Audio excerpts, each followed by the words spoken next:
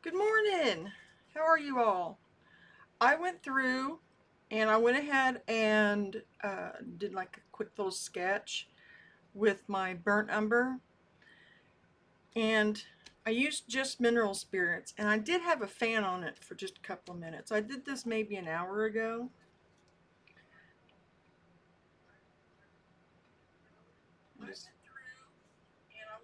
I'm making sure everything is muted because I have way too many. There we go.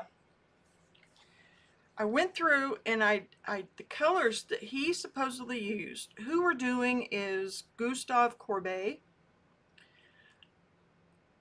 One reason I'm doing something like this instead of a portrait is because he's known for his color, because he is said to have,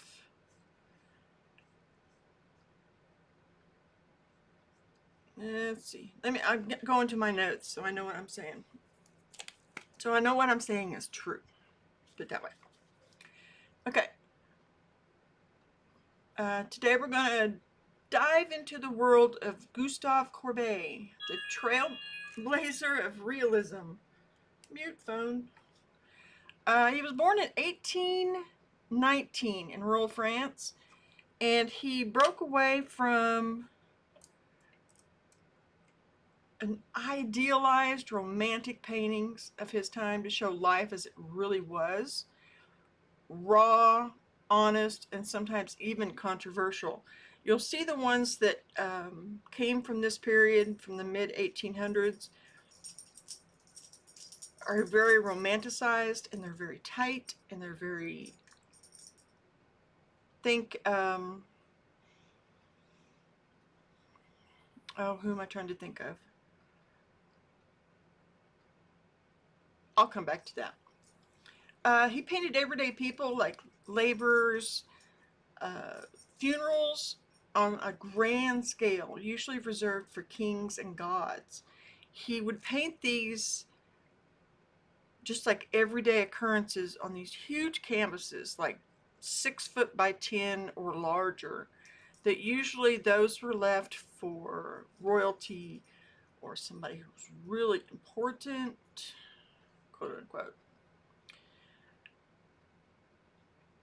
His bold brushwork and earthy palettes bring his scene to life with a striking texture and presence. Let me show you the reference photo from today. I was going to wait, but there's the reference photo. See, it's something very simple. It's, I thought it said pears, but they look like apples to me. 3 pieces of fruit. Let's see. His paint colors that are typical in his palette were burnt umber, and I've got all these on here. I don't know. Can you see that? Let me see. Let me get that reference photo off so you can see what I'm talking about. He had burnt umber, which is what I have right here. Raw umber, which is this right here. Ivory black. Lead white, which I won't use lead white. I use titanium white, which is typical for today. Yellow ochre. You'll see that right there. It's kind of a earthy, it's an earthy yellow color. Viridian green, which is like a muted green for foliage and natural elements. I do have some on here, in here, just a little bit. You can see that.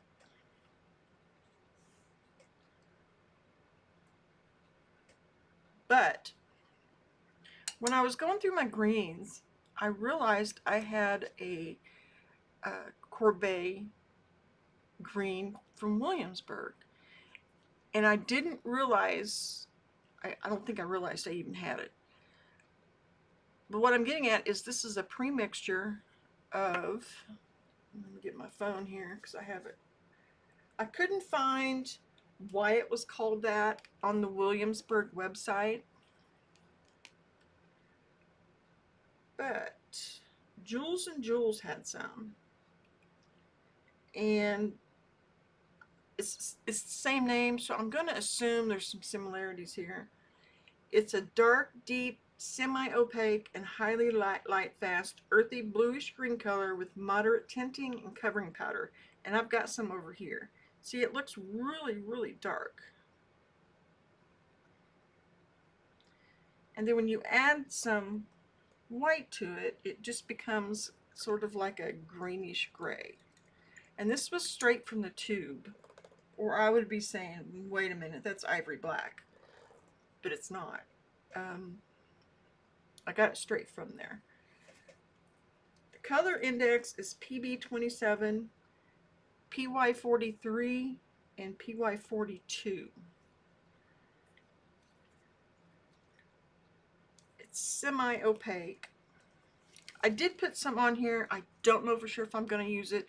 I might use it in some of these greenish areas that go into like the yellows over here. And then it goes into the safety issues. It's not priced terribly at Jules & Jules website. I have never shopped there, so I don't know. I got this from Williamsburg. So let's see. Close that out. Okay. So anyway, he used this green. I have Viridian on here because that's what they suggested, which is this. But I went ahead and put out some of this Courbet green that is a mixture. Ultramarine blue, of course, is over here. Cad red, which is that. And I put some here because I know I'm going to be using a lot on this one. Or a similar warm red. It's used for in flesh and in accents. Let's see.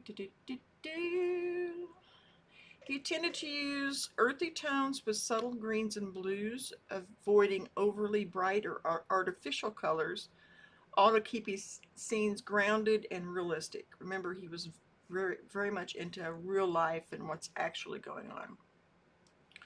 I did go ahead and gesso this page ahead of time. I gessoed it yesterday before I did this. When I'm done, I'll take off this blue tape and you'll see that nice, crisp, clean edge. I love that. What I want to do now is lay down some base colors. By the way, I cleaned my art studio over the weekend. I started to say yesterday, but over the weekend. Oh my gosh. Talk about a job and a half.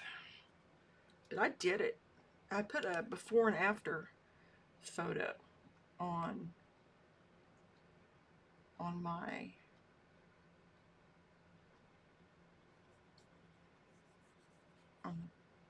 post or on the community. I'm going to try and put this on here healthy. A healthy amount, because I want that texture that he has. I don't want to be skimpy. And I'm using walnut oil along with it to help keep it nice and juicy. That's a little out of whack there. We'll accept it. By the way, in these videos, you'll hear us often talk about a couple of books. There's the Oil Painter's Color Handbook, which I haven't made all the way through it, but it's loaded with good info on color mixing. I figured since we were doing Courbet for that reason. And then the other one is the Artist Palette. This book is never going to stay white, so I love the cover, but yeah, realistically. This is one that he did that was called The Desperate Man. And see, to me, this looks very contemporary. Is that showing up? Or let me switch windows here so I can make sure there's not a huge glare. Yeah, you can see it. This was his palette, an actual one. You can see all these dark, earthy colors. A little bit of reddish over here. But his portraits, you would look at them and you would think, well, that's not very, that doesn't have a lot of oomph, color. There he is in his studio. I love photos like that.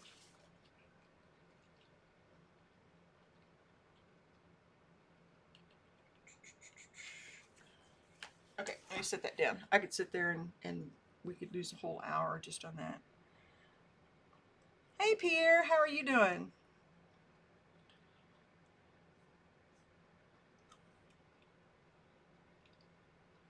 He was known as the father of realism because he got away from the romanticized version or vision. Think Baroque, think Boudereau. I hope I'm saying that right. He's known for the works called The Stonebreakers,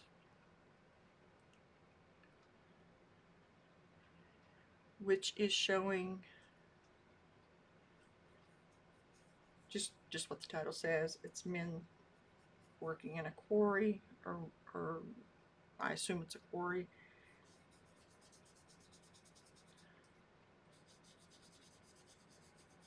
Burial of at Omens. It's a massive painting showing a rural, yeah, you know what I mean.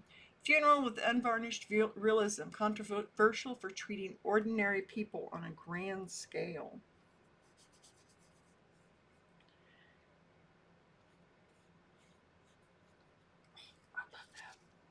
Um, the Origin of the World, a provocative close-up of a woman's torso, shocking at the time and still a bold statement about realism and sensuality.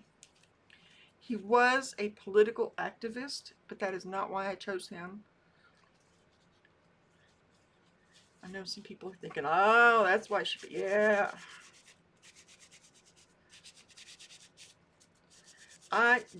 Yeah. Anyway,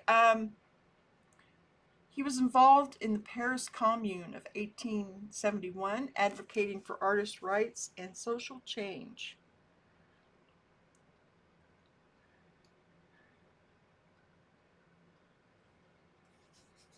I think I got that one drawn out a little too big.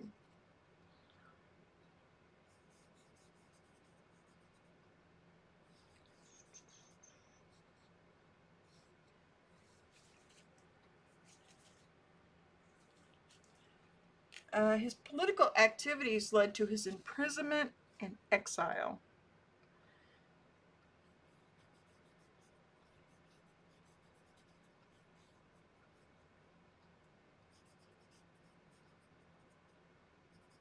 Love the colors on this. So I'm laying out, what I'm doing is I'm just still laying out my base colors. We're just getting the kind of the gist of what's there, and then we'll go over it with more fine-tuned areas for paint. A strong use of earthy tones and natural light. His composition felt grounded and direct, avoiding idealization or romantic gloss. If you look at this one, there's a lot of texture in it. Do I still have that up? No, I don't. Here, let me put it back. Like in this area in here, on the reference photo that's up there, you can see the brush strokes and the juiciness of the paint. It's not very smoothed out and very idealized and very tightly blended, and you see that highlight in here, and over there it's just like a swoop of color or a swoop of light.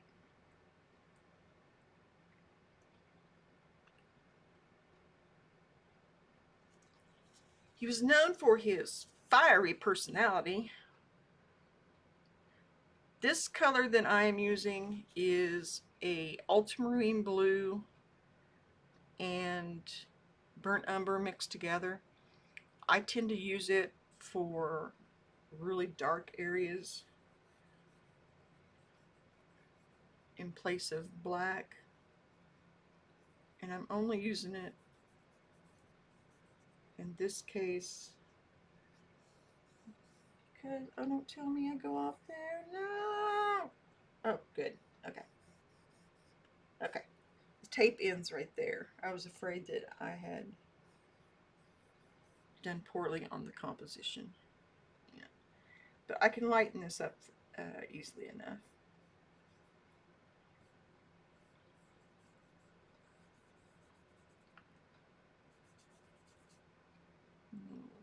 Walnut oil in that. I mixed this up ahead of time and it's in its own little tube, so I don't have to mix it every time.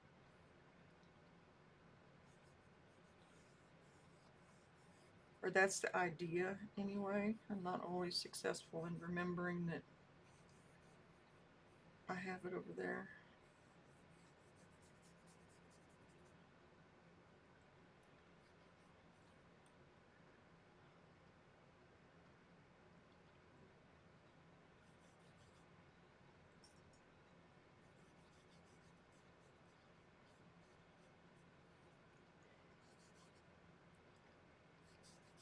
I'm still just getting the main colors down here.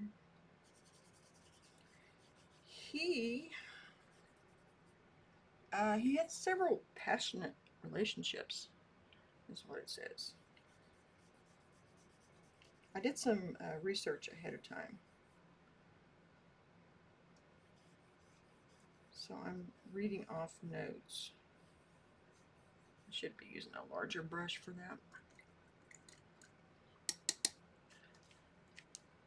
Let me get this one. I love this brush. One notable partner was Joanna Heffernan, who was also a model for James Whistler.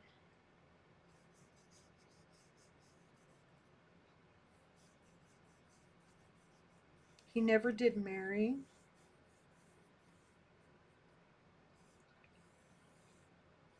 And I've got too much walnut oil on that, but we'll fix that eventually. This is not how the color will stay. This is just blocking in the areas. I chose to do a still life too because we've been doing portraits now for a good 6 months, and I realize not everybody does portraits.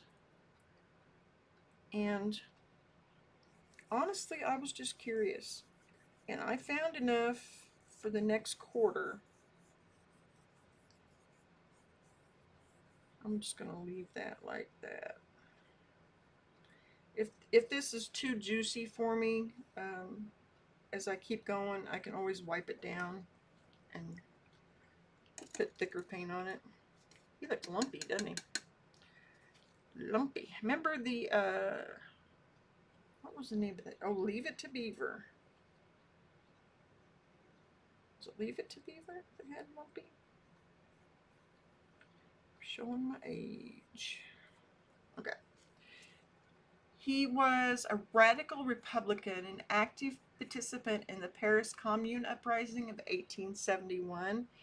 He even served on the Commune's Museum Commission, advocating for the seizure and redistribution of artworks from the Louvre and Versailles. Let me open this up so I can use.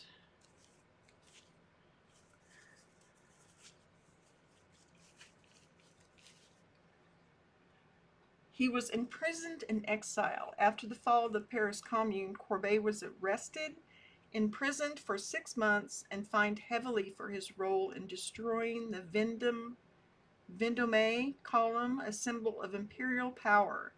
He spent his last years in exile in Switzerland cut off from his French art world.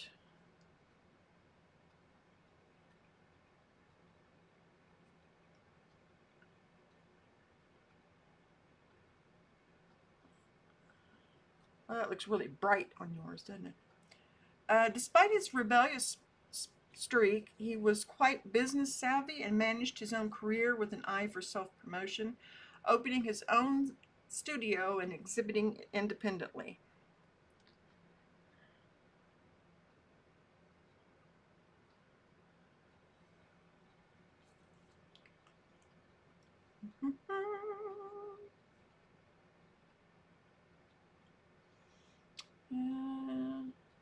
He just didn't shake things up with his brush.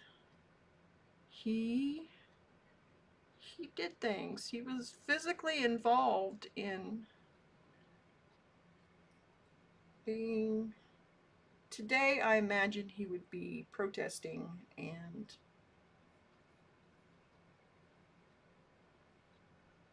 whatnot. Um,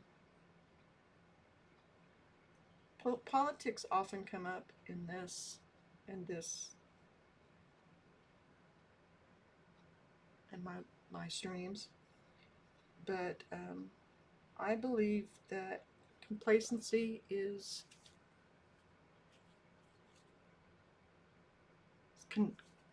condoning it. So if I mention something that you're like, whoa, wait a minute, um, don't be surprised. I will get that way too dark. Way too dark. Scrape that off there. I got distracted by politics. That'll teach me, huh?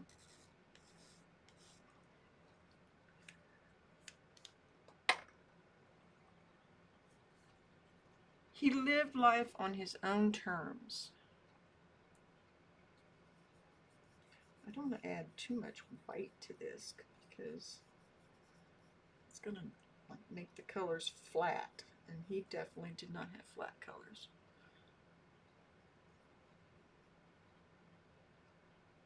This may be a quicker.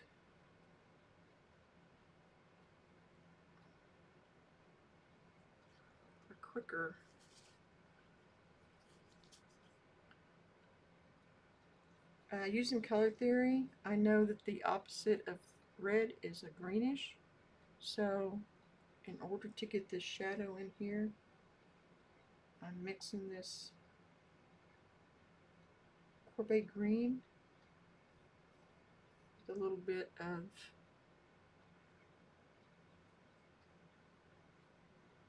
the cad red.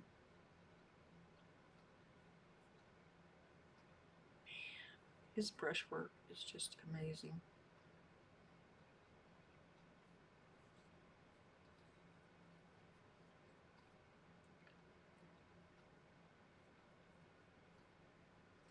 I know I got that too high too.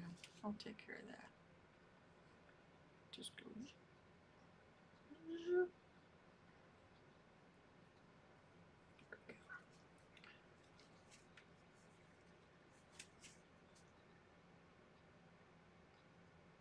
He pushed the boundaries in his life and in his art, such as not being married. He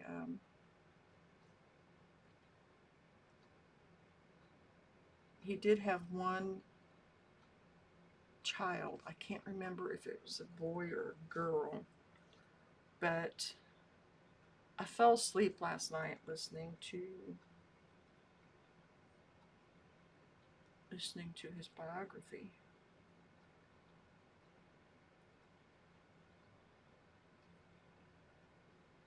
Or a biography. And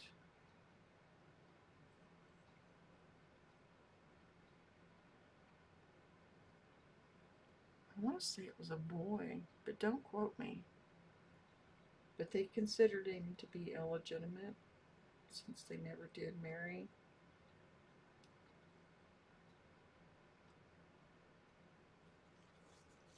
I really love this paintbrush.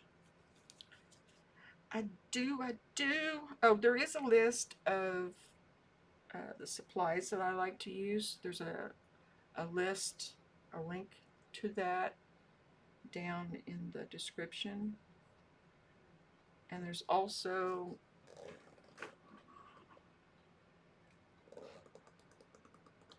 a link to my favorite coffee cup.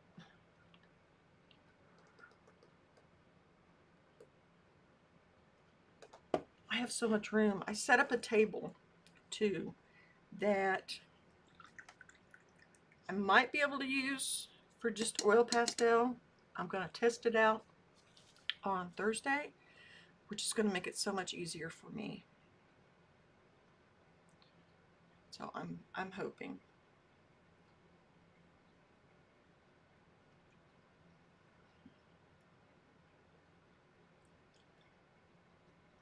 I really did.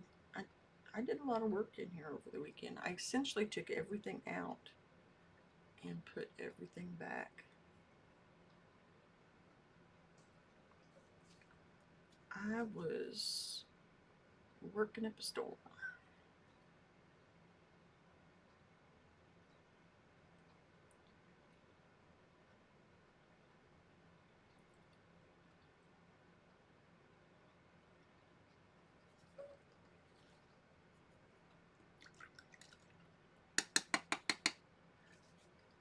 What else do I know about Courbet?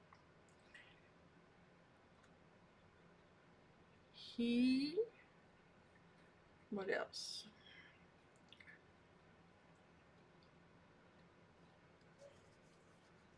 That is way too dark.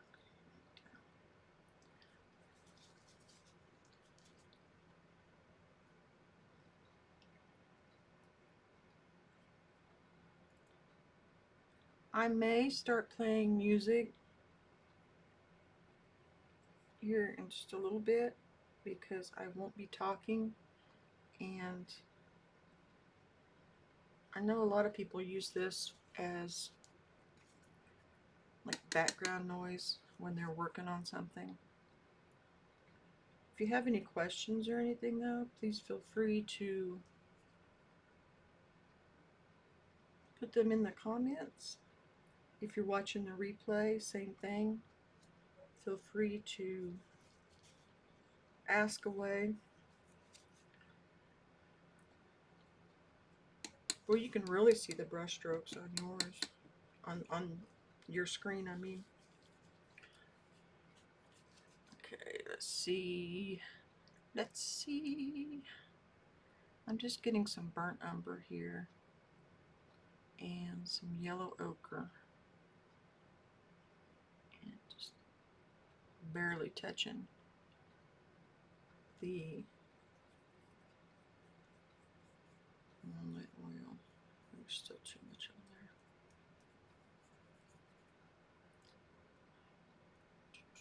There's no yellow in here, so.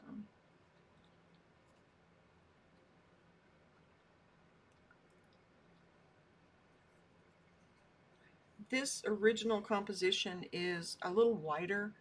I cut off the edges just so the composition would fit in my space here. The notebook I'm using is 10 by 10, and then it's got like a paper in it that is a Bristol, so it can take it can take a lot of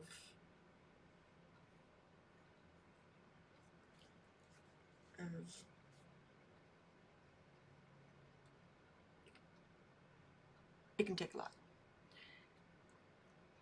It won't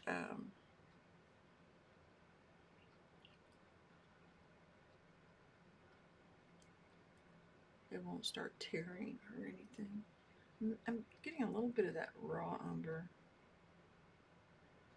in there. See, I think I got, you know what I'm gonna do? Let's try this.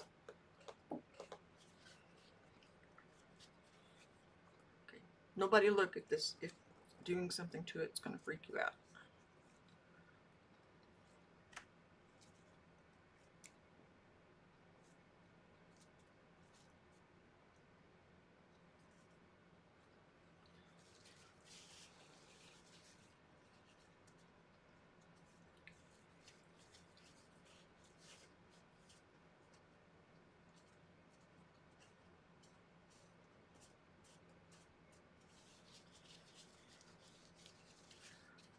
It had too much oil on it, so it's kind of a neat texture there.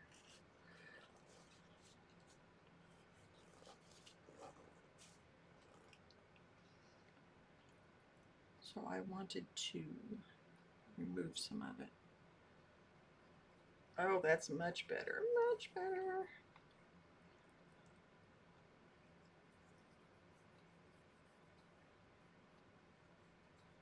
Not perfect, but better.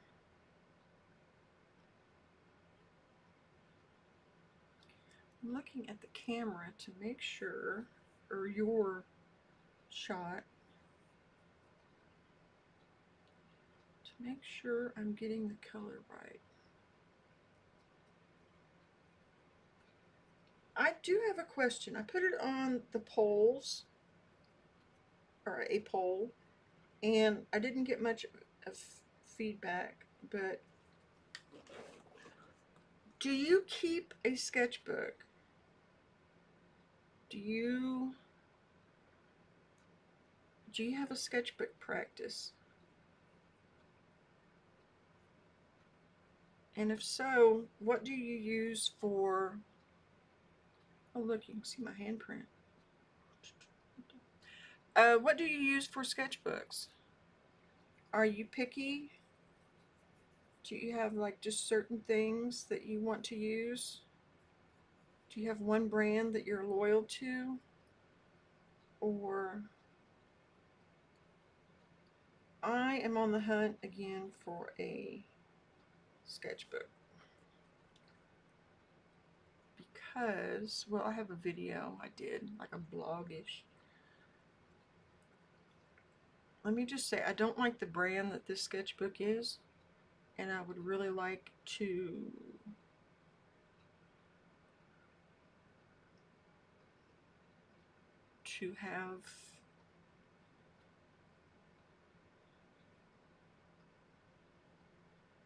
have a different brand.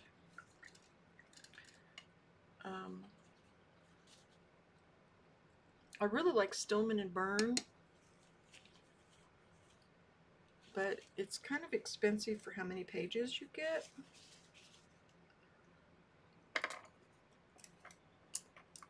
Okay, now let's see.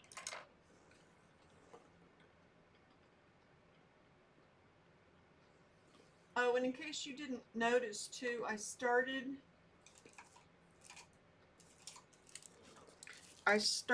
an hour later than usual. This is going to be the new time.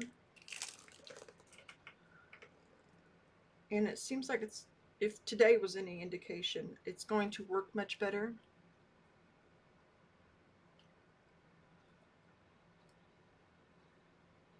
Because honestly, I'm just not a morning person. And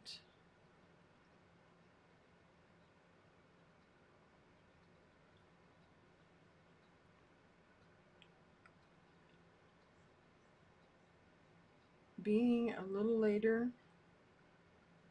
helps me be better prepared.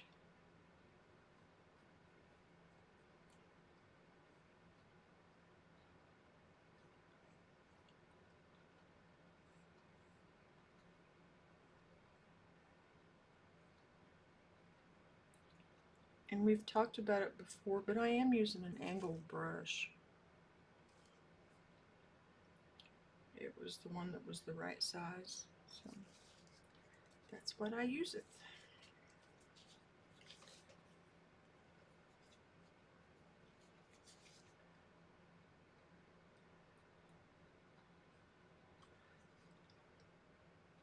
I don't want to do that. I don't want to do that.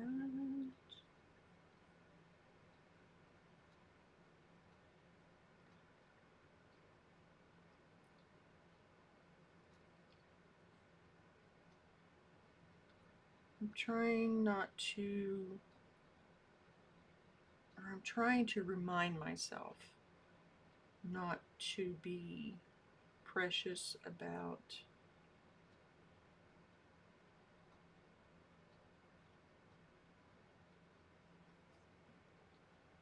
brush strokes as far as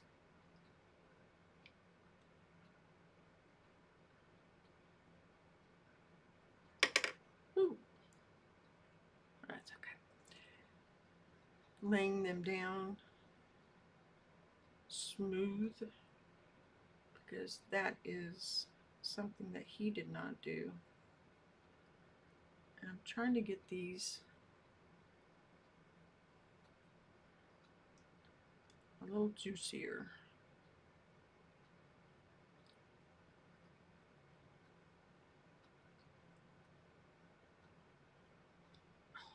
Look at that, look at that. Oh, there was a crafter who she would just get so excited about. It was a stamper, and I could so relate to her. Just the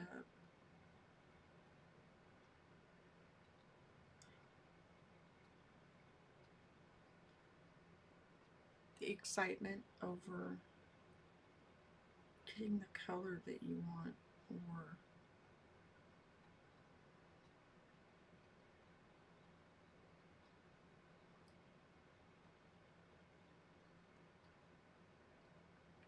it's exciting. What can I say?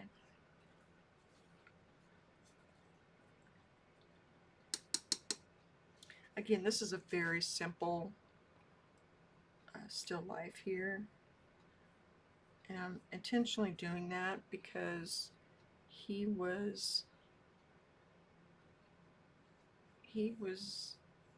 historically considered important because of his use of color. So I wanted to keep it simple. And I'm also switching over to doing still lifes in a lot of these. I've been doing portraits, but I want to switch it up and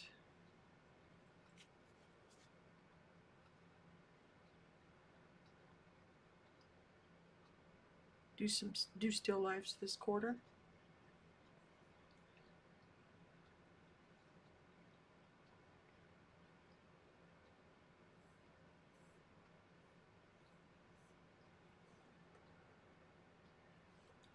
Thank you, Remy. I can't take credit for him though. I don't know why I said thank you. See, to me, when I look at his work, but I'm looking at it through a contemporary eye, it's very limited in color to me. But I guess that was,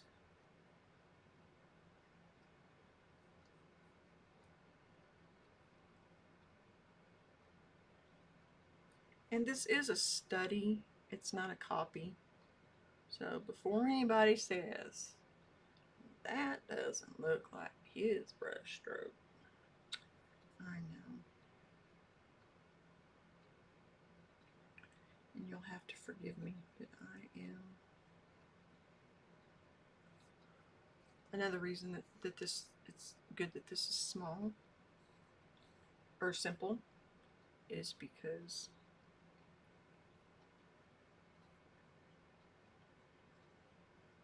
I found the Courbet green in Michael Harding just to be an interesting little discovery. I do not follow,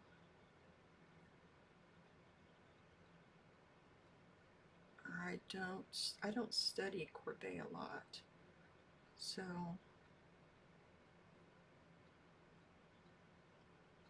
it was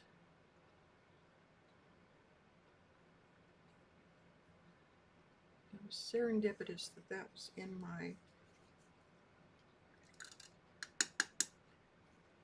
paints.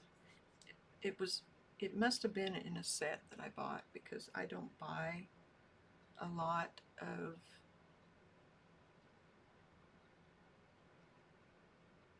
I don't buy Michael Harding on the regular. I have some that I've had for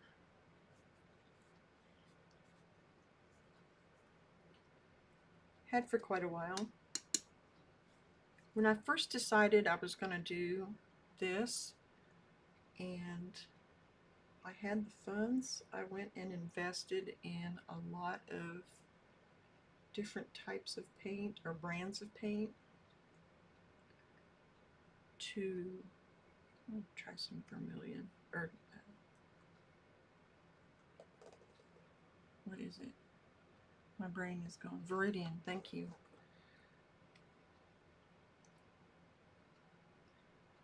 I went and invested in different brands of paint that I could not afford before, just to try them out, to see if it was something that I wanted to keep using.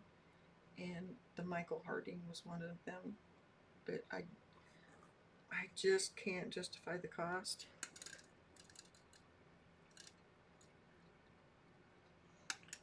You prefer your acrylics? I understand. Yep. And I know some people like using their watercolors. They, it just depends.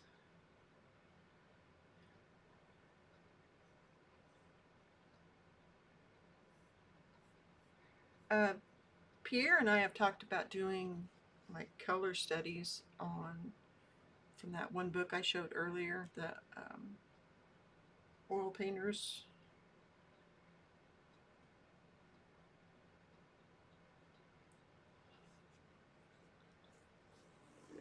What is that? The Oil Painter's Color Handbook. A contemporary guide to color mixing, pigments, palettes, and harmony. It's by Todd Casey. I have it in here now because I keep referencing it when I'm on these feeds.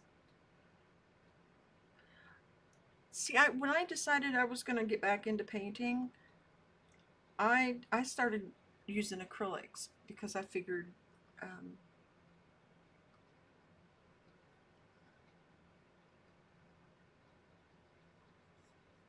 not that it was easier, but this just the cleanup, yeah. And I was worried about toxicity because of health issues. And then the more I started doing it, the more I wanted the oils.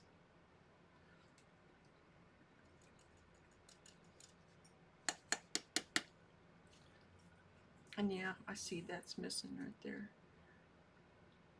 I need to go down, down. For me, oils are easier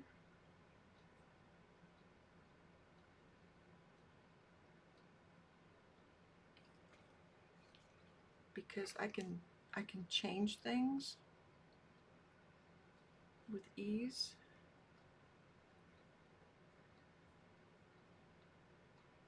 And I know there's ways I could do it with acrylic, but I like working wet and wet. That was my thing. I wanted to work wet and wet.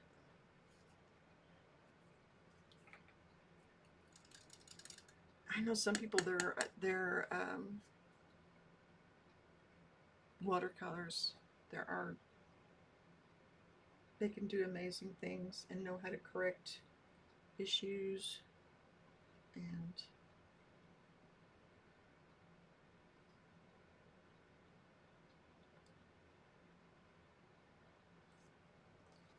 I know the Frugal Crafter, she does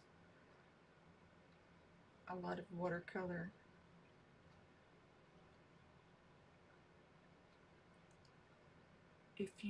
I'm not affiliated with her or anything. I bring her up every once in a while because she is great at finding bargains. Um, she's on top of her game when it comes to that, definitely.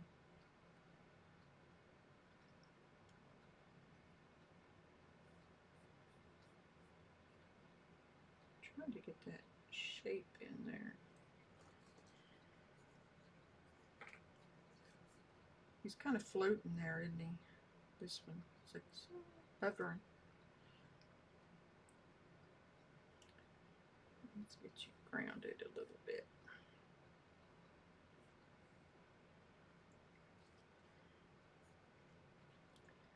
Mine looks a lot lighter, so I'm going to work on that. In the process of moving things around in here too, my light normally would be causing a big glare right here, and thankfully right now it's just up in that corner. And I bet if we moved it around a little bit, I could get rid of that.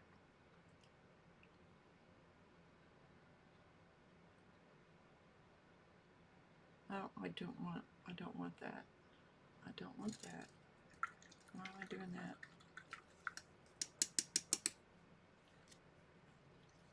Okay, first off, let's get this one darker. This one in the center.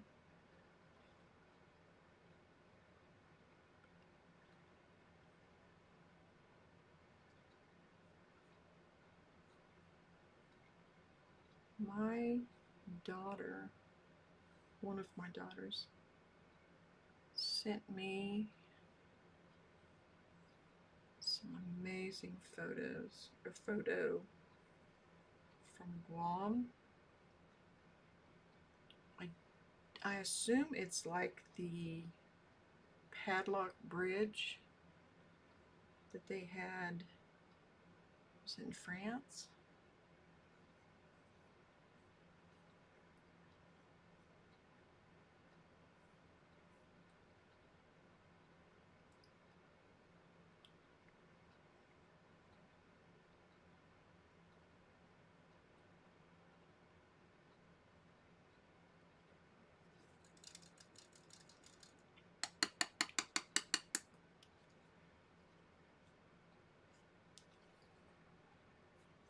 Hello, how are you? What are you up to?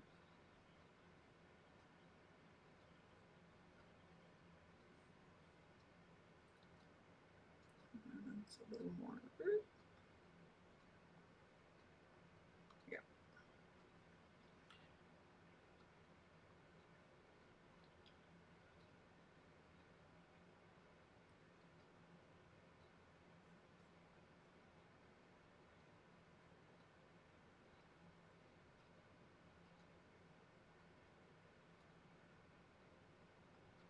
I don't necessarily think it's my lights. I think it's just my eyes see things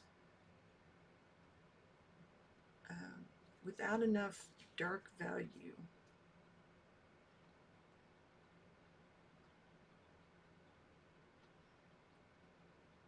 I think it's just a me thing. So this is a good thing for me to be doing.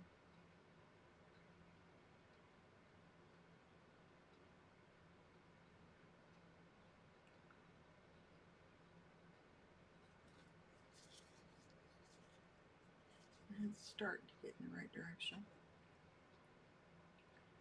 He shows a lot of brushwork in here that is just, it's just done like that. It's not like shaping to the form of the apple or pear or whatever this is. It's just, it's there.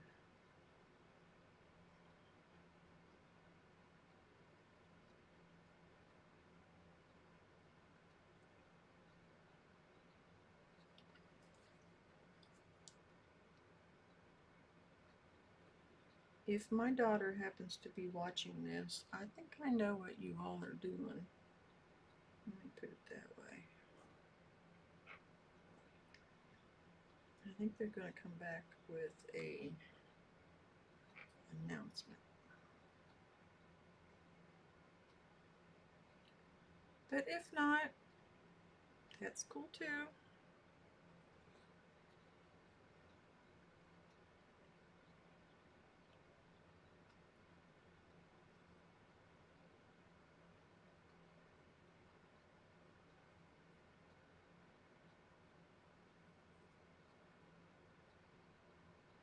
Let's see if I can get that.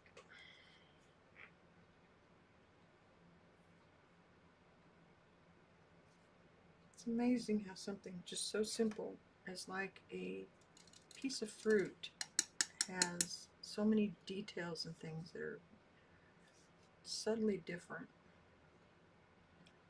I'm going to use a little yellow ochre on that one.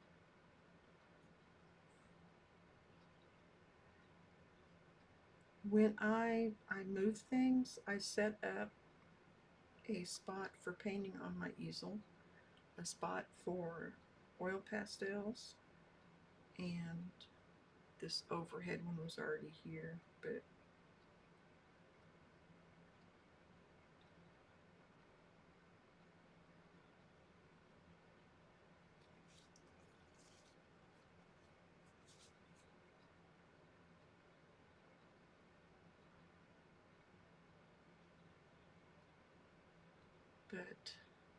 I have a separate spot for each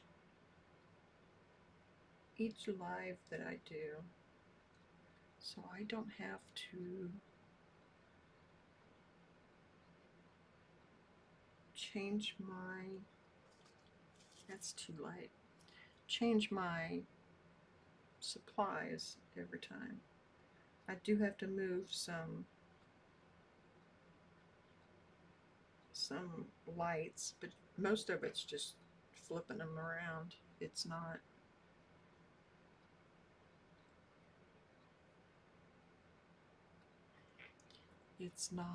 anything drastic.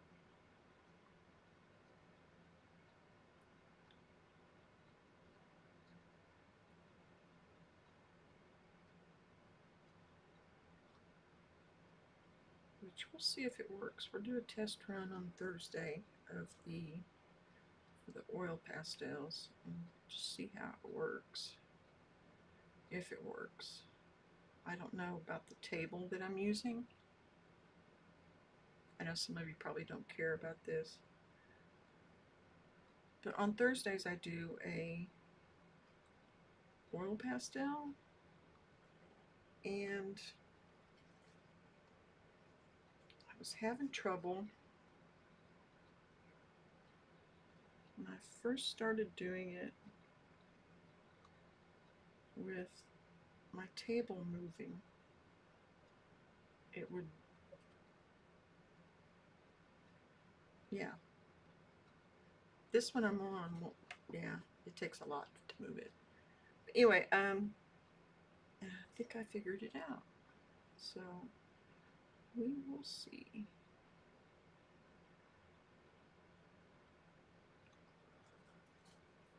So I hope anybody that's into oil pastels can join us on, it's Thursday morning from 10 to 12. And I know I just said I'm not a morning person, but I do some other things. On Monday, I run some streams, some Pomodoro sprints on my other channel. And I'm comparing the two here. And I have to be available for that. I know you're probably wondering, well, why do you do that if you're painting? It gives me a chance to get with other people and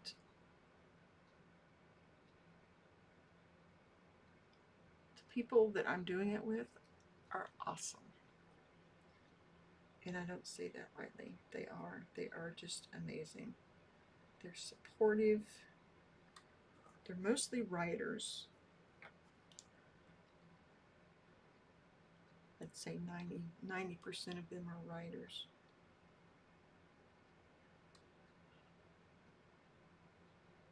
But they are incredibly supportive of each other.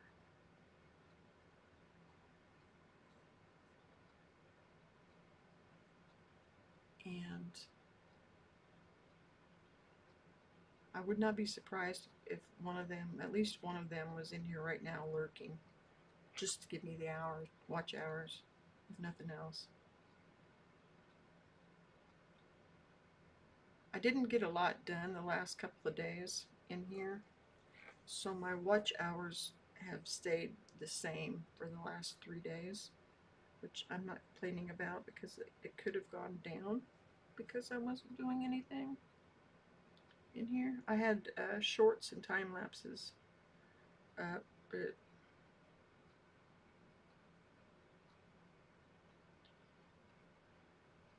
apparently that kept it from totally sinking.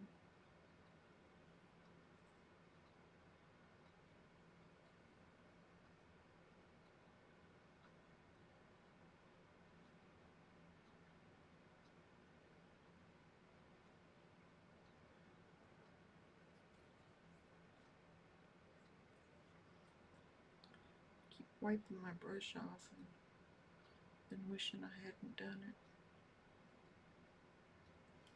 I think we need to do another one of him. If maybe the one with the portrait, the desperate man, that would be a fun one to do. I have one of my own that is similar, but it's a woman.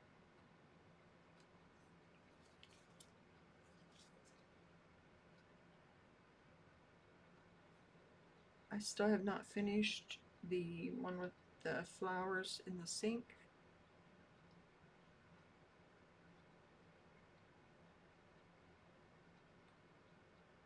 I have no reason why I haven't, just except for time.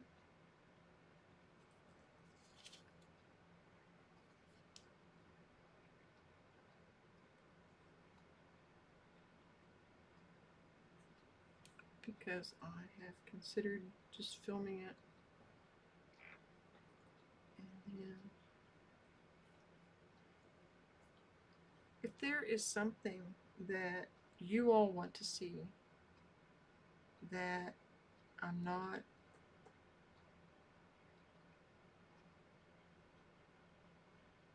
not currently doing, please by all means let me know.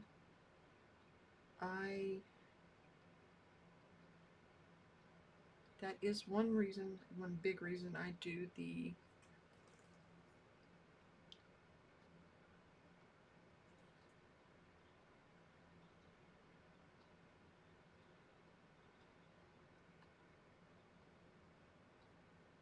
oil pastel, is because of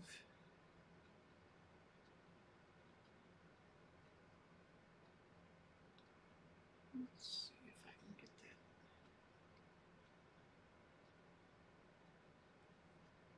that. Ooh, that brought it out. If you hear a siren right now and it's your first time here, it's just the volunteer. It's a tornado siren test that we do every Monday. See, that looks more like a Cezanne.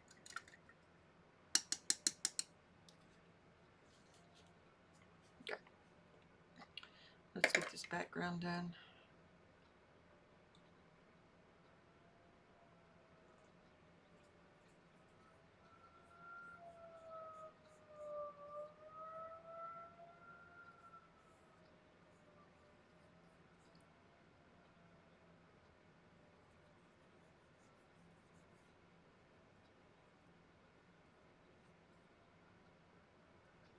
It's still got too much oil in it.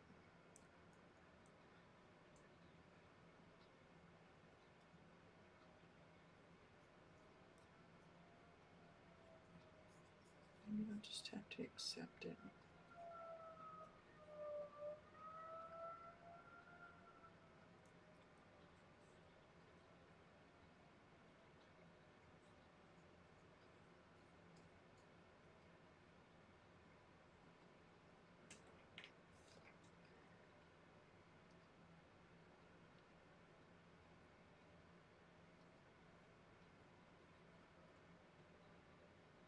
Oops.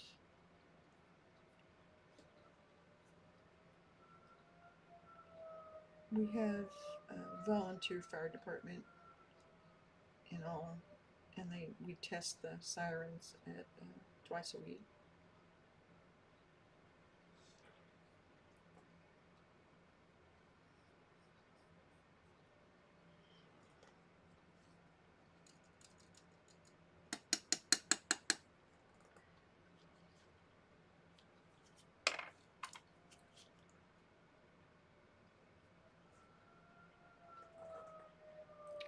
Let's get Lumpy out of there.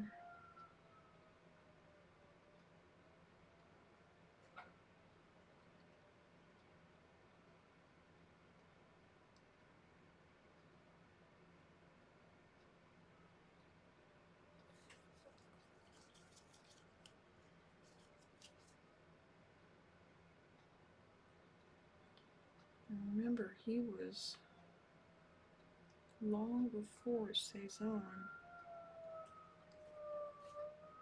So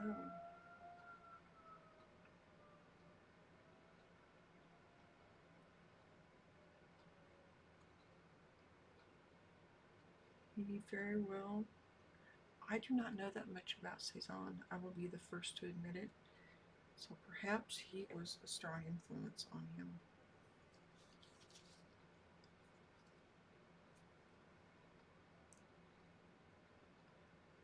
This has a little yellow where it's reflecting.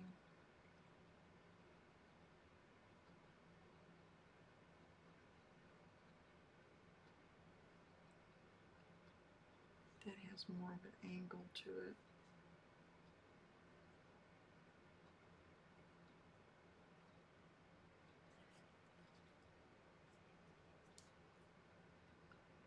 We've only been at it for an hour, so we're doing pretty darn good.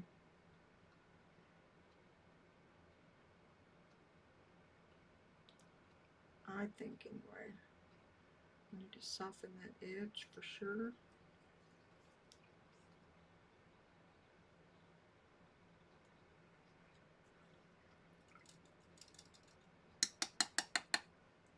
I am going to go ahead and add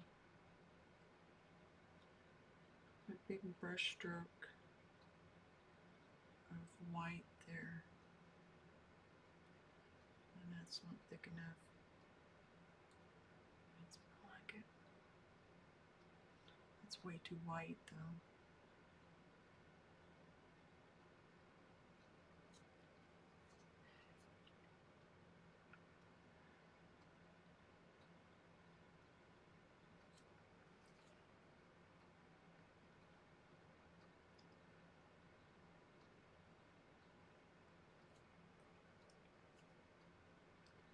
Get some more yellow on there.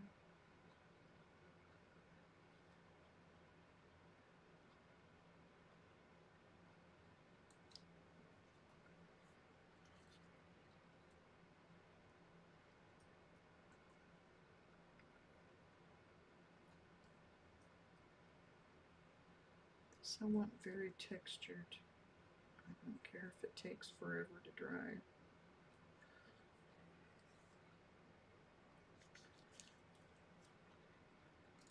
Which I'm sure it will. I got a little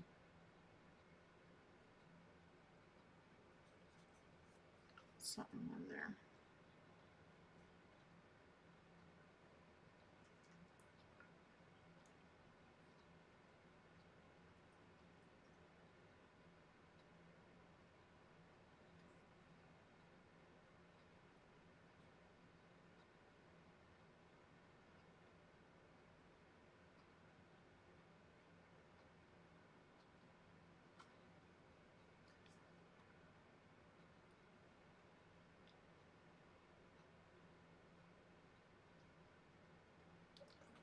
was listening to a podcast of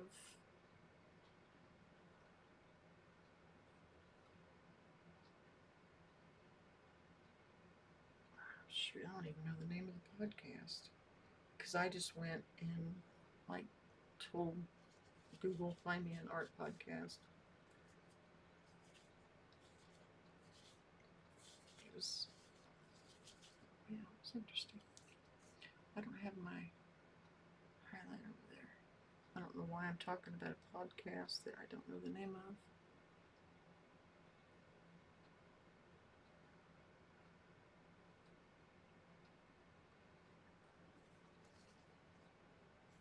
Yeah, see, that one's wrong. That's all wrong.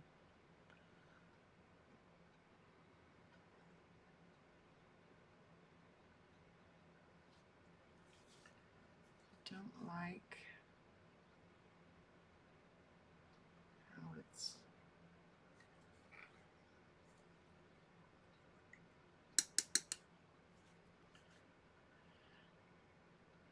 laying there.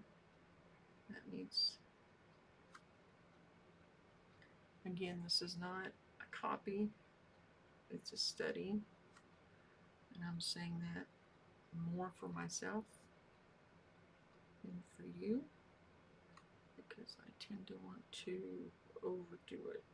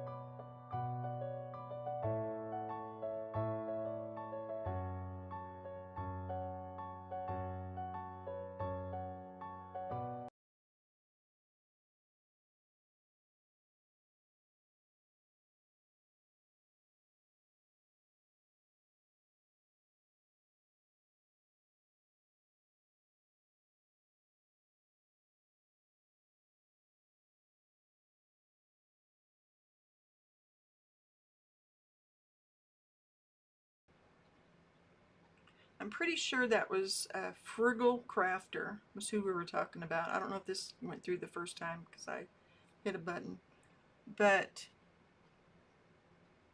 I think that's who you were asking about.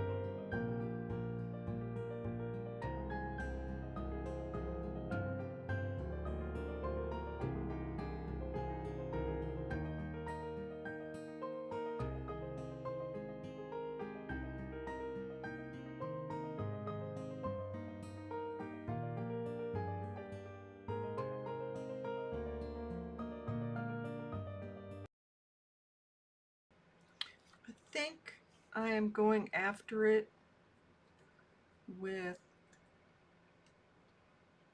too much. I'm gonna overwork it. So I don't know how much longer I'm gonna be going on. Probably not a whole lot because I don't want to lose. I'm having trouble getting this area of this apple up here, or pear, or whatever this is, this fruit, of getting this up here. I think I may have just got it as much as I'm going to.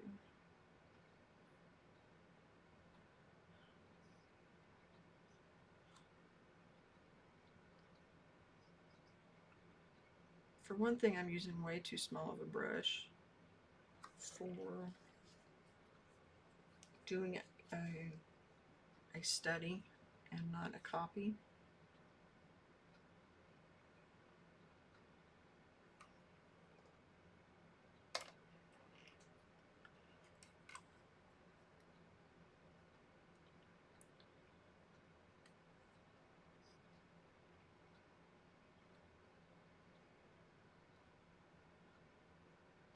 And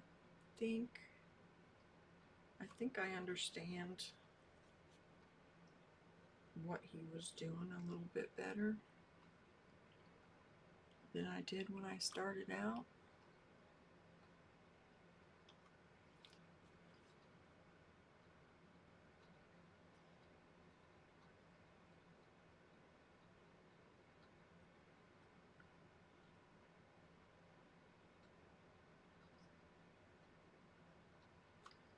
But if I keep using this little brush,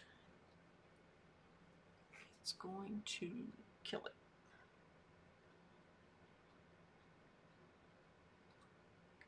See all these loose brush strokes in there?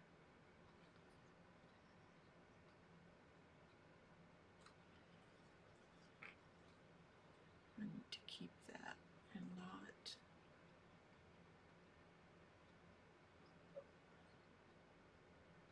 overdo it. And I think I got that highlight a little too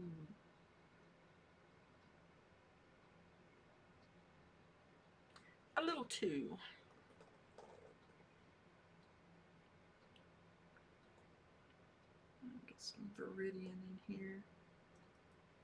There we go.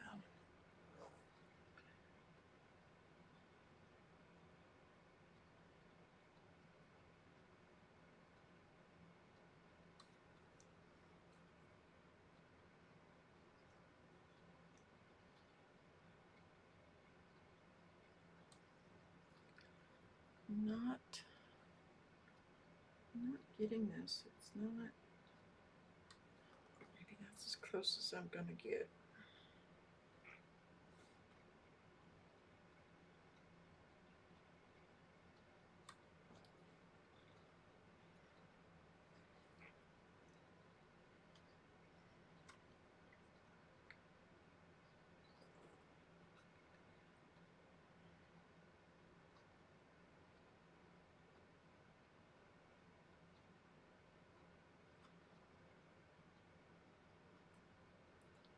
Here we go.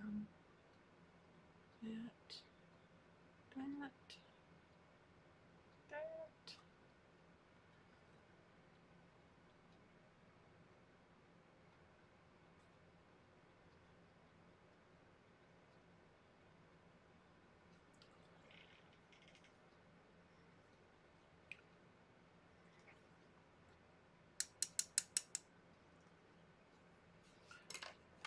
Let's see.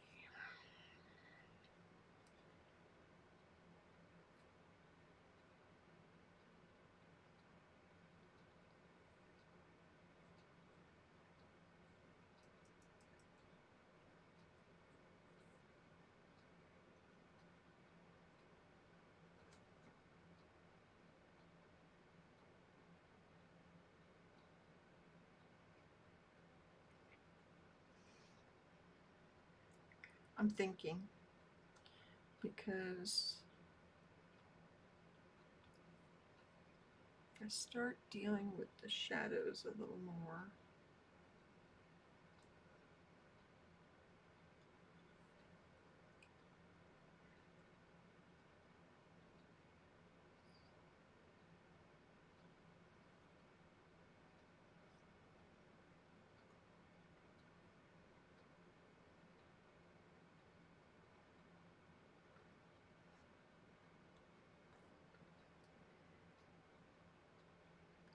You know how some people do drugs, some people drink. I paint.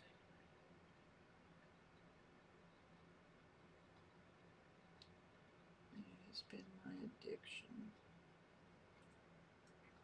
There is a glare up here, so if you're seeing,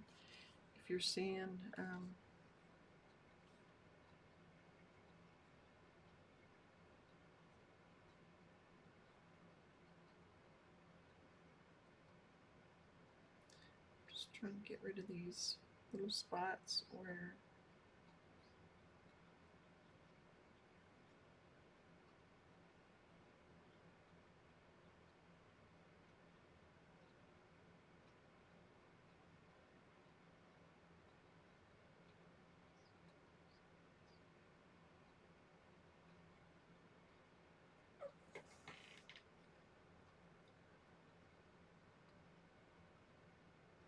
this isn't dark enough.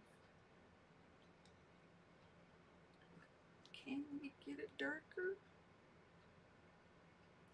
I bet we can. I'm having Bob the Builder flashbacks. Can we build it?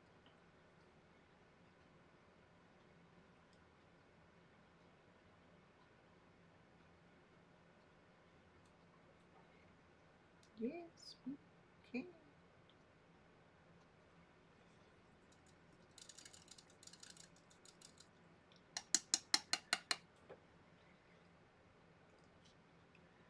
Thank you. I appreciate it. I don't know how much longer I'm going to be working on it because I think I'll overwork it and I'll lose some of the,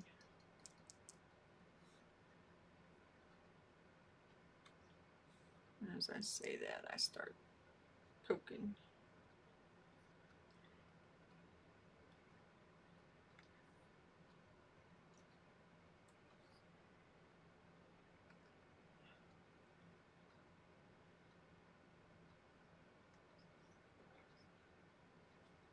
I think I'll lose some of the freshness if I keep going. And since it's not a copy, and yet I keep going. Somebody smacked my hand.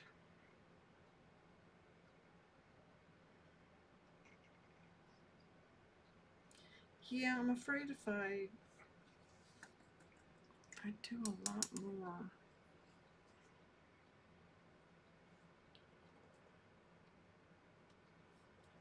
And I want these to be thick.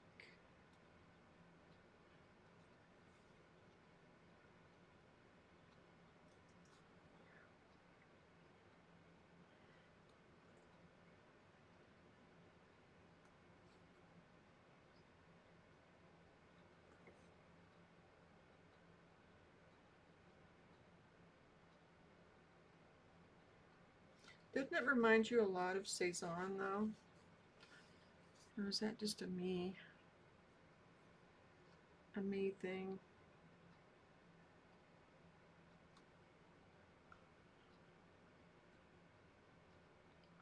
I think this needs to come down.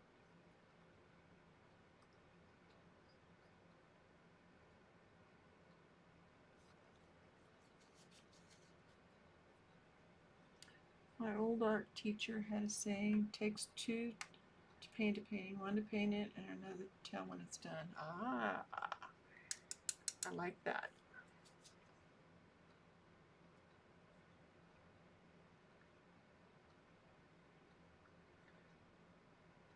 Usually I will send something to my husband and he'll say, leave it.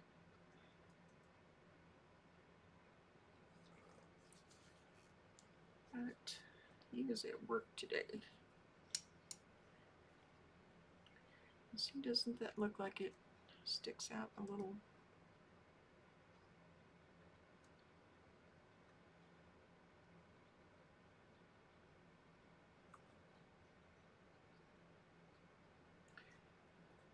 And it's, I know I don't have this as dark as I should. And I'm having trouble matching that.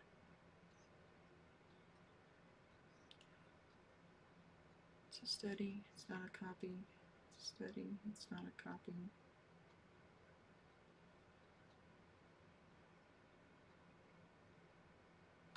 It's a study, it's not a copy.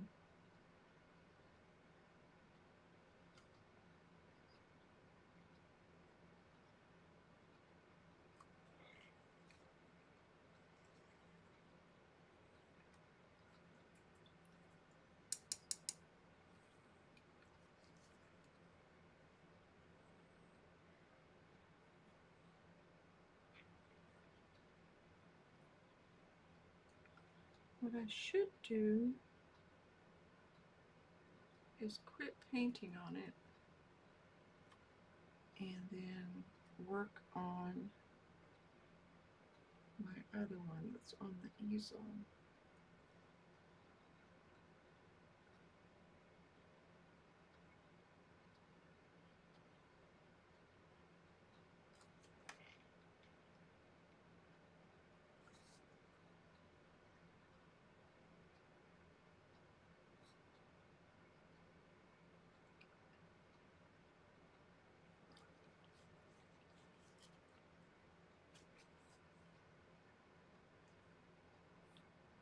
Notice I said should.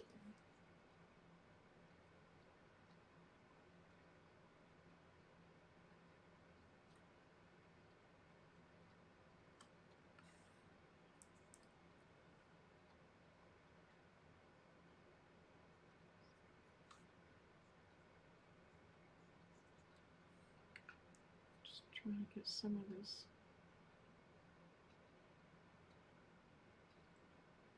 background a little more textured.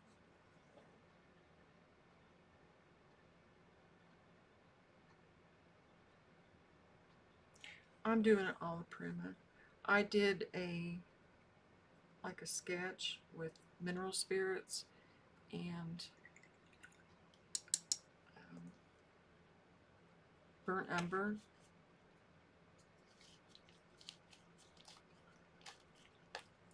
Underneath it, and then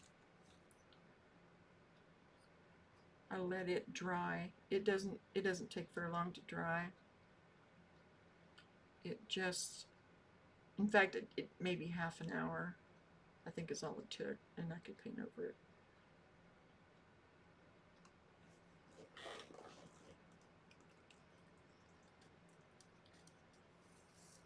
I love this part.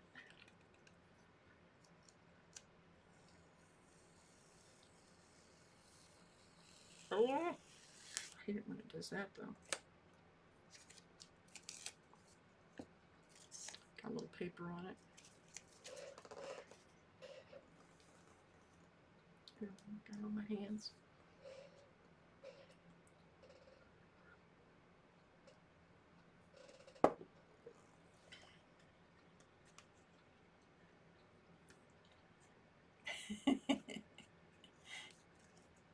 I know, it's like,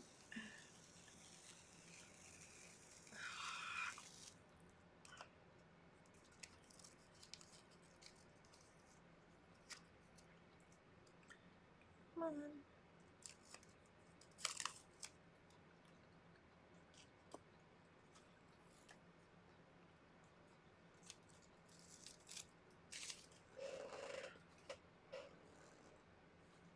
I'm not too worried about the paper tearing like that, as long as it, is not large amount.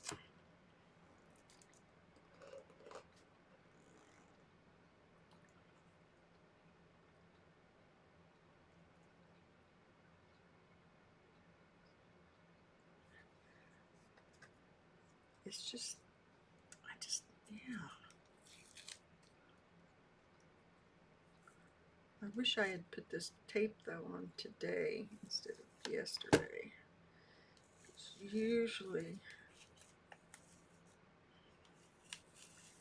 I do it the same day. It doesn't do that.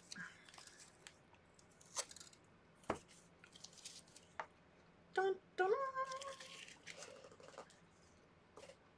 I am gonna go look up Williamsburg Courbet green and see how much it cost a tube. And this afternoon I'm going to be working on a large easel that's over there, and I'll do a process video of it. So, and look, I knew right where my pencil was.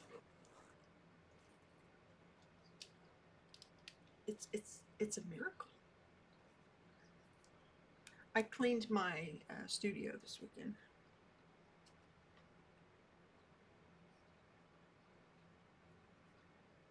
Gustave Courbet.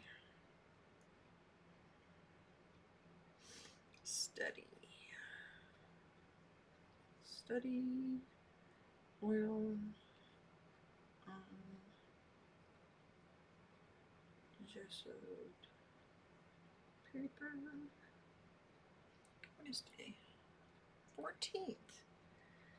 Let's see, 14, 25. I want to know more about this guy. I really do, since I did this. I'll have to do some Googling. That's one reason I do these, is because I'm discovering artists that I should know. I have a master's, so I should know these people. And I do on the surface, but it's been so long too since I was in school that, you know, I've slept since then.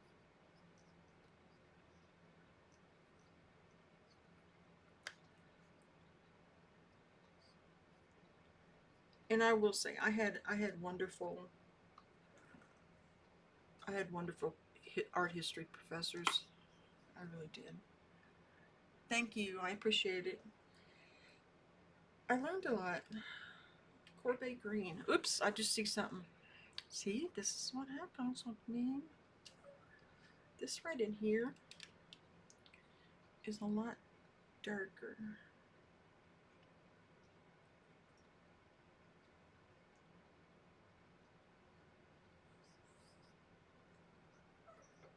Ooh, that's way too dark, isn't it?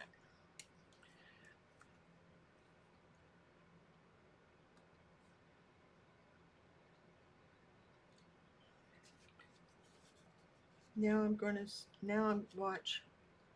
I went one step too far.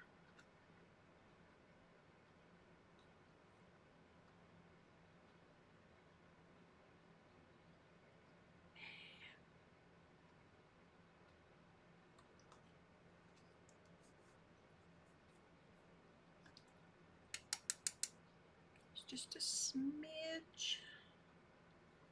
And it's mixed in with the other.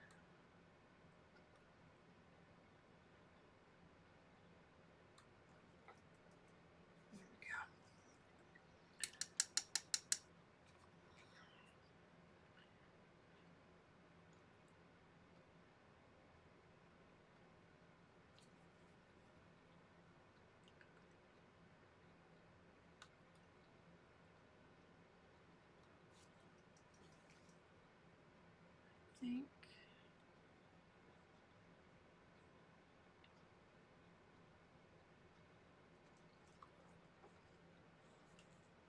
There we go. Okay. Now I'm gonna leave you alone. What are you doing, honey? doing back there? Poncho's all the way back in the corner, like way back in the West 40. All right, thank you for being here. I appreciate it. If you have any comments or questions, or if there's somebody that you want to see, or that you think I need to know more about, I will not be offended in the least. Thursday, I have a oil painting session, or oil pastel, I'm sorry. At 10 o'clock in the morning, we go for 2 hours. I don't have the notebook in front of me, but we usually use a reference photo and do a quick little oil pastel study. So I will see you all later. I do these studies on every Monday, is a different artist, hence Master Monday. Yeah, Master Study Monday. No, it is Central. I'm in Kansas.